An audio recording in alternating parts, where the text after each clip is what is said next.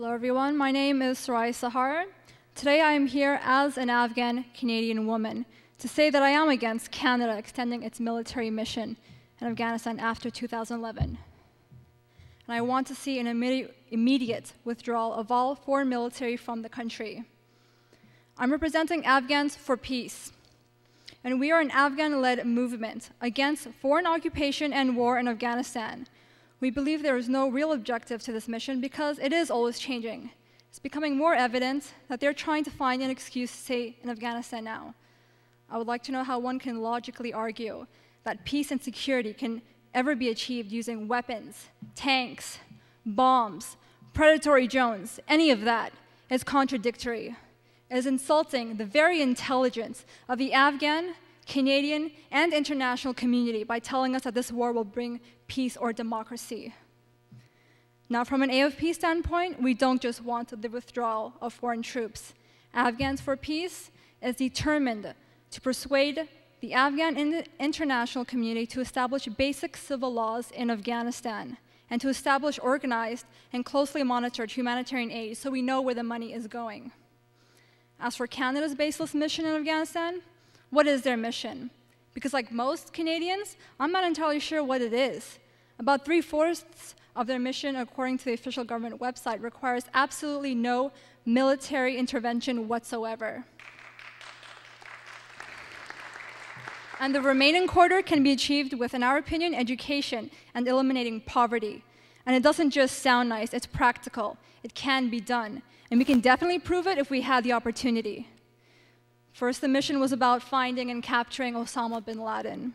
Then it was eliminating all terrorist threats, specifically Al-Qaeda and the Taliban.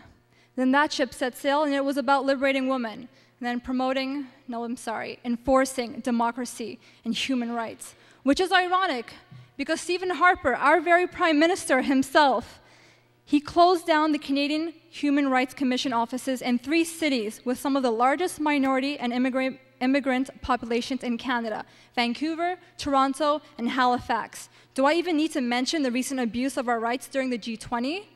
Canada is my home, and it shames me as a Canadian to see my own government breaking the law, lying to its people, sending Canadian soldiers to fight and risk their lives for a corrupt war based on lies.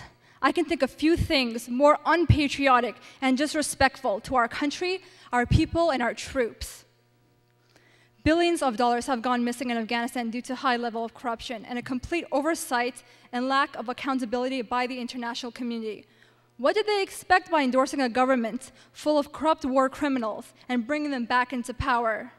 Had the money been directed towards reconstruction efforts with a real objective for long-term stability and sustainability, and for sheltering and feeding the millions of Afghans suffering from poverty, the Afghan people would not need a reason to resort to crime and terrorism.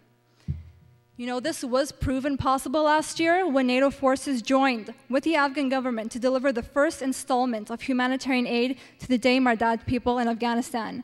This had completely solved the territorial disputes between Kuchis and Hazaras that year. So you see, it is possible to avoid civil war with humanitarian aid. Now, why did the humanitarian aid discontinue in 2010? This summer, the annual and violent clashes between Kuchis and Hazaras erupted again, in which many people had died. This could have been prevented, and it wasn't.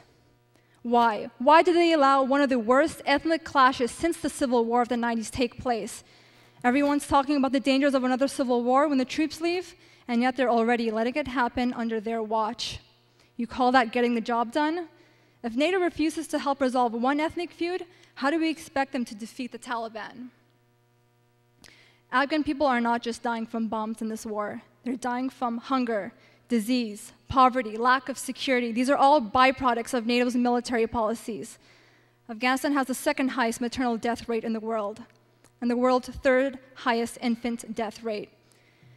In a country where people's basic survival needs are not met, the emphasis should not be on more troops and expensive military weapons. Rather, the #1 priority should be meeting those basic human rights, such as education, healthcare, shelter.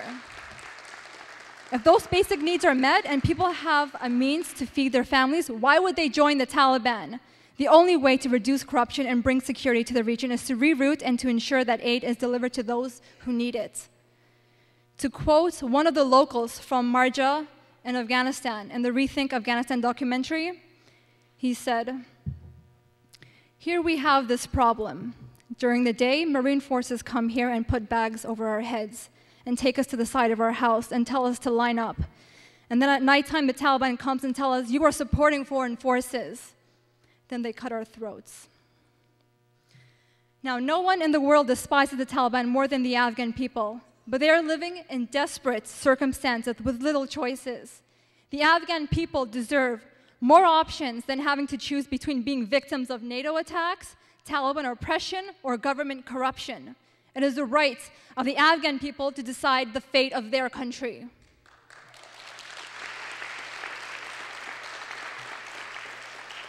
We know that a huge number of innocent civilians are dying, and no one, not Harper, not Obama, and not Cameron, no one has the right to take innocent lives. And that's where we, Afghans for Peace, stand.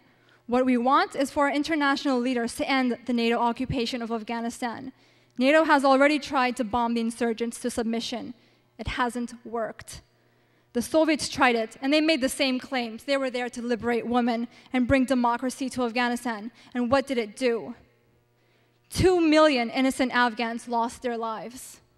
I left Afghanistan as a refugee from war. You can't convince me it's a solution. Afghans for Peace stands in solidarity with all Afghans who oppose this war, including our sister here, Malalai Joya, and Josie, and the Toronto Coalition to Stop the War, and the Canadian Peace Alliance. We'd like to thank the Canadian Peace Alliance and the Toronto Coalition to Stop the War for hosting this event and giving us the opportunity to represent the views of Afghan-Canadian activists against this occupation and war. I'd like to thank Malalai John for continuing to speak out against the irrefutable amounts of corruption in Afghanistan, against the criminal warlords and politicians, and against the illegal occupation by NATO-led forces. Now, most of the media propaganda insists that Malalai Joya is the only Afghan woman against this war. I am here today as an Afghan woman and as a representative of Afghans for Peace to say that that is simply not true. There are many Afghans like myself who come from different backgrounds, ideologies, belief systems, and yet we all feel that this NATO-led war that has almost reached its 10th year does nothing for the betterment of our people. And it continues to destroy the very chance of peace and stability, not only in our beloved homeland, Afghanistan, but the entire region. Now I'd like to address the Afghan community here in Toronto. With a population of roughly 20,000 Afghans in the GTA, after 9 years of the occupation, it is time to unite, to speak out, to take action. Like many of you, I was against the war right from the start. And now we are the voices who must lead the movement to end the occupation. Let this moment represent the beginning of a unified Afghan-Canadian movement for peace.